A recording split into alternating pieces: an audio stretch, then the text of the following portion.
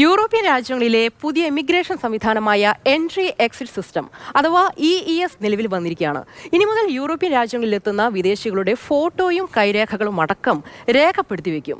UK ഉൾപ്പെടെ 28 രാജ്യങ്ങളിലേക്കാണ് ഈ നിയന്ത്രണം ബാധകമാക്കുക. പുതിയ ഇമിഗ്രേഷൻ സംവിധാനത്തെക്കുറിച്ച് ഇറ്റലിയിൽ നിന്ന് പ്രൊഫസർ ജോസ് ഫിലിപ്പ് തയ്യാറാക്കിയ റിപ്പോർട്ട് കാണാം. യൂറോപ്പിലേക്ക് കുടിയേറുക എന്നുള്ളത് എല്ലാവരുടെയും ആഗ്രഹമാണ്. അല്ലെങ്കിൽ പലപ്പോഴും പലരും യൂറോപ്പിൽ വന്ന് ജീവിക്കാൻ ആഗ്രഹിക്കുന്നുണ്ട്. ഇതിനു വേണ്ടിയിട്ട് പലപ്പോഴും ടൂറിസ്റ്റ് വിസകളിൽ ഇവിടെ വരികയും ദീർഘമായിട്ടുള്ള നാളുകൾ ഇവിടെ തങ്ങുകയും അതിനുശേഷം അവരുടെ വിസകൾ ശരിയാക്കി അവർ നാട്ടിലേക്ക് തിരിച്ചു പോകാറുണ്ട്. എന്നാൽ ഇങ്ങനെയുള്ള ആ ഒരു പദ്ധതിക്ക് ഇനി ഏകദേശം അവർ നിയന്ത്രണം വരുത്തിയിരിക്കുകയാണ്. AAS എന്ന് പറഞ്ഞു കഴിഞ്ഞാൽ എക്സിറ്റ് എൻട്രൻസ് കൺട്രോൾ, ഒരു പുതിയ സിസ്റ്റം അവർ ഇൻട്രൊഡ്യൂസ് ചെയ്തിരിക്കുകയാണ്. ഒക്ടോബർ 12 മുതലാണ് ഈ ഒരു സംവിധാനം നിലവിൽ വരുന്നത്.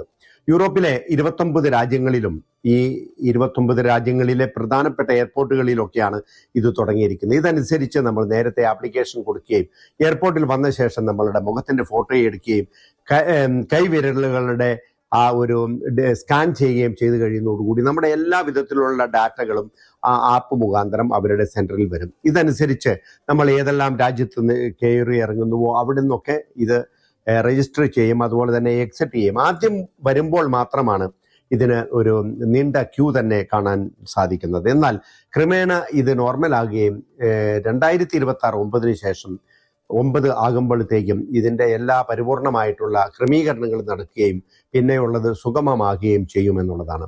എന്താണ് ഇതുവഴി ഉദ്ദേശിക്കുന്നത്? എക്സിറ്റ് എൻട്രൻസ് എക്സിറ്റ് സിസ്റ്റം എന്ന് പറഞ്ഞു കഴിഞ്ഞാൽ ഇവിടെ അനധികൃതമായിട്ട് വരികയാണ്. ഒരാൾക്ക് 1 മാസത്തെ വിസ ഉള്ളതെങ്കിൽ ആ വരുന്ന സമയത്ത് അദ്ദേഹം എൻട്രൻസ് ചെയ്യുകയും അങ്ങനെ അയാളുടെ ഡാറ്റ ആ സെർവറിൽ വരികയും അതിനുശേഷം അയാൾ തിരിച്ചു പോകുമ്പോൾ അയാൾ തിരിച്ചുപോയി എന്നുള്ളൊരു ഇൻഫർമേഷൻ ഈ സെൻട്രലിൽ വരും. ഇതനുസരിച്ച് അവർക്ക് ഈ രാജ്യത്തെ ആരെല്ലാം അനധികൃതമായി ഇവിടെ താമസിക്കുന്നു എന്നുള്ളതിനെ ട്രാക്ക് ചെയ്യാൻ പറ്റുമെന്നുള്ളതാണ്. അപ്പോൾ ഇത് തീർച്ചയായിട്ടും ഇപ്പോഴത്തെ ഭരിക്കുന്ന വലത് ഗവൺമെന്റിന്റെ ഒരു ആശയമാണ്. കാരണം അനധികൃതമായി ഇവിടേക്ക് ജോലിക്കാന്നും പറഞ്ഞ് അതുപോലെ തന്നെ ക്രിമിനൽ ആക്ടിവിറ്റീസിൽ ഏർപ്പെടുവാൻ വേണ്ടിയിട്ട് ഇവിടെ ധാരാളം ആളുകൾ കുടിയേറുന്നുണ്ട്.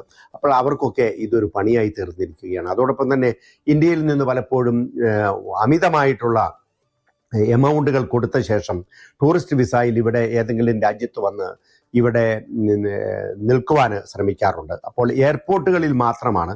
അതോടൊപ്പം തന്നെ റോമിലെ തന്നെ ഇറ്റലിയിലെ തന്നെ 2 പോർട്ടുകളിലും സിവിത്തവേക്യ, ജേനോവ, ഈ 2 പോർട്ടുകളിലും ഇത് ഇൻട്രൊഡ്യൂസ് ചെയ്യുന്നു. ബാക്കി കരമാർക്കം വരുന്ന അതിനെക്കുറിച്ച് അവർ സൂചന നൽകിയിട്ടില്ല. തീർച്ചയായിട്ടും ഇതിനും ഒരു കൺട്രോളിങ് ഉണ്ടാകുമെന്നുള്ളത് തീർച്ചയാണ്.